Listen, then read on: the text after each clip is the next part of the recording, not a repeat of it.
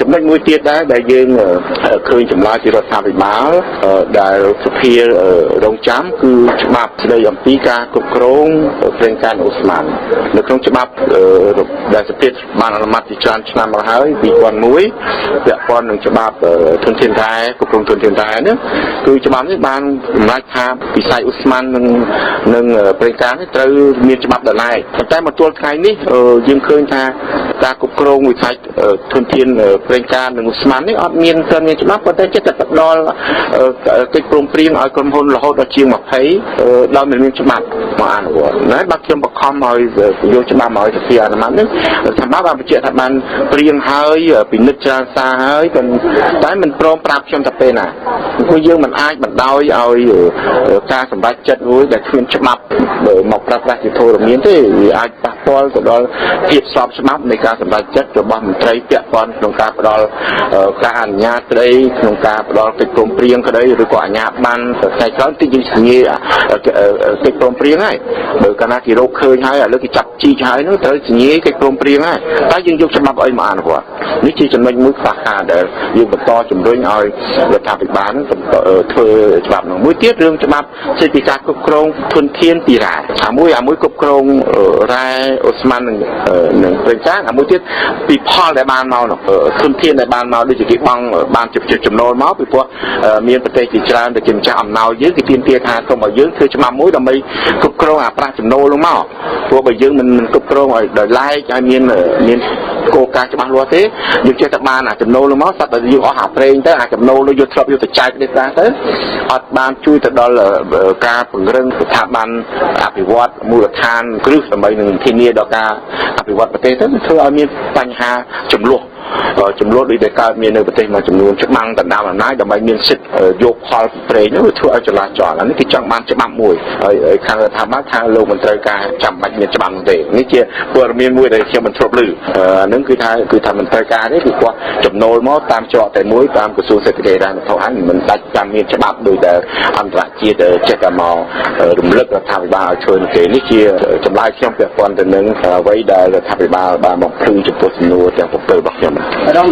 មានផុសតាងក៏ពលមានច្បាស់ទាក់ទងថារដ្ឋាភិបាលមន្ត្រីរដ្ឋាភិបាលមានបានទទួលនៅផ្សាយឯកជនទីប្រេងកាតនោះបាទខ្ញុំធ្លាប់មានមន្ត្រីរដ្ឋាភិបាលម្នាក់ធ្លាប់បង្ហាញខ្ញុំតែគាត់មិនឲ្យខ្ញុំទេគាត់មានធ្លាប់បង្ហាញខ្ញុំមានលើកបង្ហាញខ្ញុំចានៅខ្សែមួយដែលមានឈ្មោះមន្ត្រីនោះហើយតាមរយៈធនាគារម៉ាឡេស៊ីមួយឈ្មោះ Maybank ដូច្នេះខ្ញុំដរាបណាស់ខ្ញុំមិនទាន់បានឯកសារនឹងដៃខ្ញុំមិនហ៊ានបន្តទៅទៀតទេវាខ្លាចវាប៉ះពាល់ទៅដល់នីតិវិធីច្បាប់ដូច្នេះរហូតដល់ខ្ញុំដល់តែខ្ញុំទទួលបានឯកសារនឹងដៃខ្ញុំអានឹងខ្ញុំនឹងបន្តសួរទៅទៀតចង់បានឲ្យដល់មិនទាន់ចាក់ឈ្មោះវិញមិនបានទេមកជាគោលការណ៍ច្បាប់វាមិនអាចនិយាយបានណាហ្នឹងមកថ្ងៃសម្ញគឺបានយកអង្គបានលើកឡើងពីបញ្ហាសហរដ្ឋអាមេរិកកាត់ទោសជនសិទ្ធិហើយគឺថាសម្ដេចបានលើកឡើងថាមានផុសតាងចំនួនជាប់ពាក់ព័ន្ធនឹងក្រុមអ្នកដំណើរនៃគណៈបកផ្សេងអានោះមានការឆ្លើយតបខ្ញុំមិនអាចមានយោបល់បានពីព្រោះខ្ញុំអត់បានដឹងអីពាក់ព័ន្ធនឹងលោកយ៉ាសិតនេះទេអ្វីដែលខ្ញុំចង់ឃើញគឺថាមានពលរដ្ឋខ្មែរមួយចំនួនដែលទទួលរងគ្រោះអំពីការបោកបញ្ឆោតឬក៏ការដឹកនាំរបស់លោកយ៉ាសិតនេះហើយទទួលរងដោយមិនដឹងខ្លួននៅដែលទទួលរងជាប់ពន្ធនាគារដល់សប្តាហ៍នេះមានឃើញថាដូចជា10ឆ្នាំហើយវាយូរហើយយើងចង់ឃើញថាឲ្យមានការស៊ើបអង្កេតថែមទៀតពីភាពអត់ទុកបីរបស់អ្នកទាំងនេះហើយគួរតែមានការលើកលែងទោសគេអានឹងជាចំណុចមួយដែលខ្ញុំយល់ថាជាការចាំបាច់បើនិយាយវាពាក់ព័ន្ធទៅនឹងគណៈបកសំរងស៊ីព្រោះខ្ញុំផ្ទាល់ខ្ញុំមិនដែលឮមិនដែលដឹងមិនដែល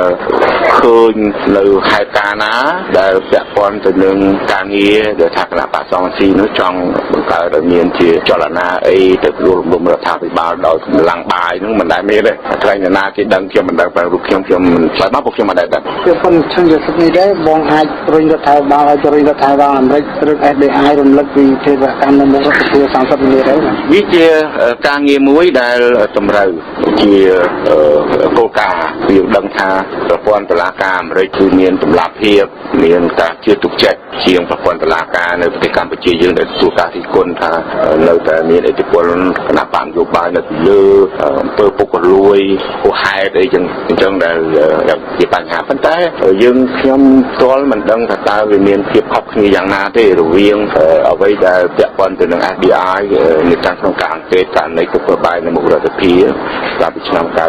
97និងករណីជនជាតិអាមេរិកកាំងមួយដែលប្រព្រឹត្តបទល្មើសពាក់ព័ន្ធទៅនឹងសកម្មភាពទៅលើប្រទេសដទៃយើងដឹងហើយលោកឈុនដាសិតគាត់មានសញ្ជាតិអាមេរិកកាំងសកម្មភាពគាត់ដែលមកធ្វើអីហ្នឹងគឺថាវាយោងទៅលើអាមេរិកកាំងកាត់ទោសជនជាតិរបស់ខ្លួនហ្នឹងតែបានប្រព្រឹត្តបទល្មើសបែបហ្នឹងសម្រាប់ករណី FBI យើងឃើញមានរបាយការណ៍ច្រើនដងហើយពាក់ព័ន្ធថាខ្វះកិច្ចសហប្រតិបត្តិការរវាងអាជ្ញាធរខ្មែរក្នុងការបញ្ចប់ការស៊ើបអង្កេតរបស់គេនោះដូច្នេះបានថាយើងអំពាវនាវឲ្យមានការផ្ដល់នៅយុត្តិធម៌ទាំងអស់ទាំងអ្វីដែលជាការអង្កេតនៅក្នុងប្រទេសកម្ពុជាបើមិនទាន់ហួសពេលទេគួរតែ FBI នឹងបន្តការស៊ើបអង្កេតរបស់គេហើយទៅរដ្ឋាភិបាលដែលមានទួនាទីសហការជាមួយនឹង FBI នោះគឺថាត្រូវធ្វើយ៉ាងម៉េចកុំឲ្យវាមានការទម្លាក់កំហុសណាមួយដែលមិនមែនជាការពិតដល់រដ្ឋាភិបាលដែលថាអាចជាមានការសុំកលុំទៅលើករណីពុករបាយបានជាមិនមានសហការអីនោះដូច្នេះយើងត្រូវតែធ្វើការចប់រឿងហ្នឹងហើយដល់តាមណាមិនទាន់មានការបញ្ចប់សេចក្តីនៅក្នុងការស៊ើបអង្កេតនោះទេដូចជាក្រសួងមហាផ្ទៃក៏បានបញ្ជាក់ដែរថាករណីពុករបាយមិនទាន់បាត់ចោលសំណុំរឿងនោះទេដូច្នេះខ្ញុំថាគួរតែរដ្ឋាភិបាលអាមេរិកបន្តហើយរដ្ឋាភិបាលត្រូវបំពេញកាតព្វកិច្ចរបស់ខ្លួនក្នុងការកិច្ចសហប្រតិបត្តិការដើម្បីបញ្ចប់ករណីនោះព្រោះរឿងនោះវាពាក់ព័ន្ធទៅនឹងសន្តិសុខរបស់ប្រទេសកម្ពុជាដែរវាមិនមែនតែរឿងសុនចាសិទ្ធនោះទេព្រោះរឿងទាំងពីរនេះសុទ្ធតែការប្រើប្រាស់ប្រដាប់អាវុធដើម្បីនឹងអាវុធដើម្បីនឹងធ្វើឲ្យប៉ះពាល់ដល់អាយុជីវិតរបស់ប្រជាពលរដ្ឋខ្មែរ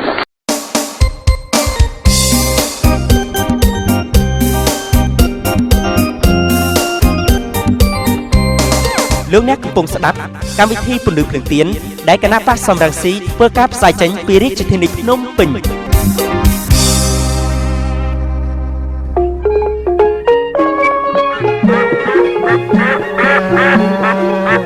តិកសិកម្ម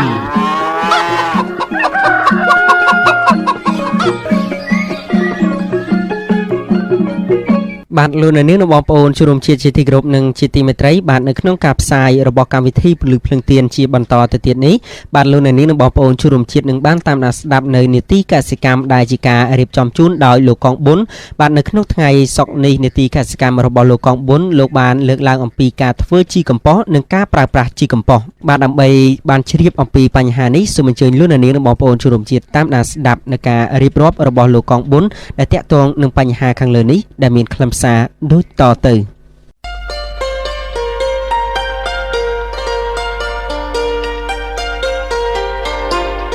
ជីកំប៉ុស្តគឺជាប្រភេទជីធម្មជាតិដែលបានមកពីការរលួយឬពុកផុយនៃសារធាតុសរីរាង្គផ្សេងៗដែលជួយឲ្យដំណាំលូតលាស់បានល្អជាងការប្រើជីលាមកសត្វឬរុក្ខជាតិស្រស់តែមួយមុខព្រោះជីកំប៉ុស្តវាផ្សំពីសារធាតុសរីរាង្គជាច្រើនមុខចូលគ្នាកសិករភាគច្រើនតែនិយាយថា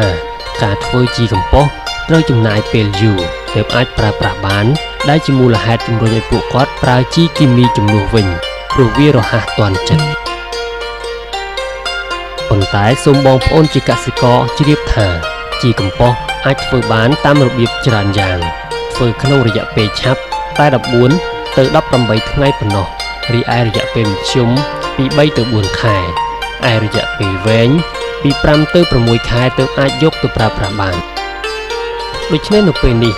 យើងសូមលើកយកអំពីសារៈប្រយោជន៍និងរបៀបផលិតរួមទាំងការប្រើប្រាស់ជីកំប៉ុស្តមកបង្ហាញជូនដូចខាងក្រោមនេះ